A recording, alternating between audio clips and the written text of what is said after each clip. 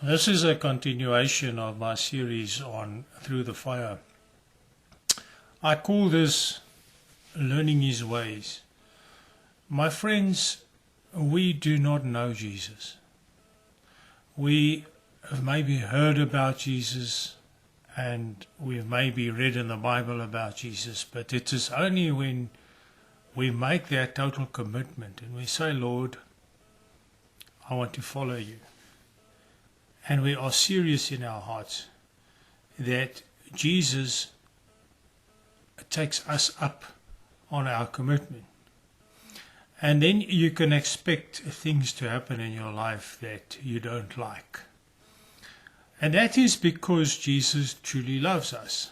If you say, Lord, I want to be your disciple, I want to follow you, and you fix your eyes on him, then he will destroy your life as you have planned it.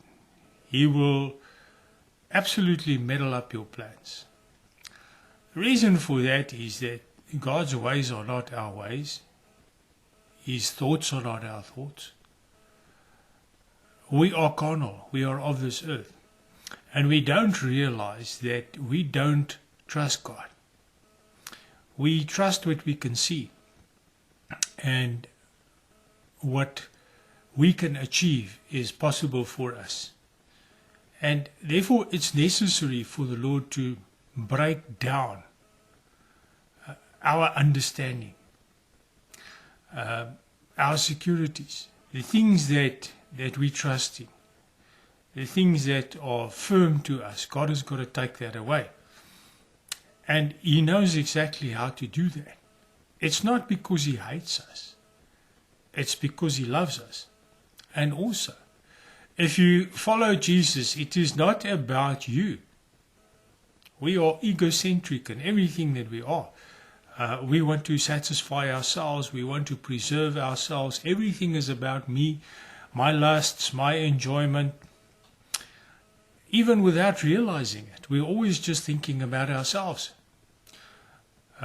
We rarely think about others, and least of all about God and pleasing him.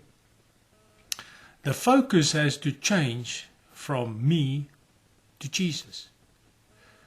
Jesus puts his Spirit inside of us, and his Holy Spirit will guide us into righteousness if we listen. When we truly start following Jesus, then we have to re-evaluate the way that we have seen things in life, the way we've reacted. Everything needs to come under scrutiny, under the magnifying glass. And God puts it under that magnifying glass. Because we need to be purified, we need to be cleansed. We need to learn to listen to the voice of the Holy Spirit inside. All my plans and all my ambitions and everything me were destroyed when I took a serious decision and I said, Lord, I want to follow you. Make me into the man that you want me to be. God just destroyed everything. And he brought me to a place where I was out of thought, out of plans, out of resources, just like I thought barely alive. Because everything I tried to do, all my initiatives, they were destroyed. They didn't work out. All the plans I made to preserve myself and my family, they didn't work. And yet God looked after us. As I've said previously, I lost my job. And all the ways that I tried to procure a job, get a business going, God just destroyed it. But then he sent something else in a way that I just knew I had nothing to do with it. And it took me a while to understand that God will look after me.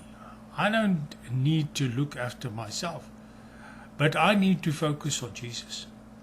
Because we are focused on self-preservation. We are focused on the right occupation that makes enough money to supply in our needs. God is not interested in that. God is God. He's God Almighty. He loves us and He cares for us and He's intimately involved in our lives. But we've got to get intimately involved in His kingdom. The focus has got to go away from me and onto Jesus. In everything.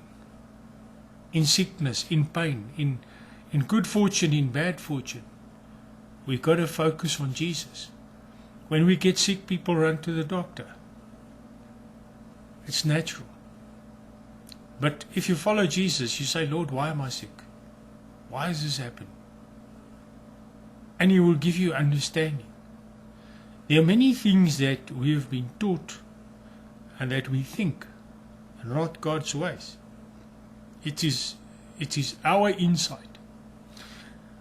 The only way that we get to really know Jesus is by submitting every thought to Him, getting into constant prayer all the time, sharing all our thoughts with Jesus.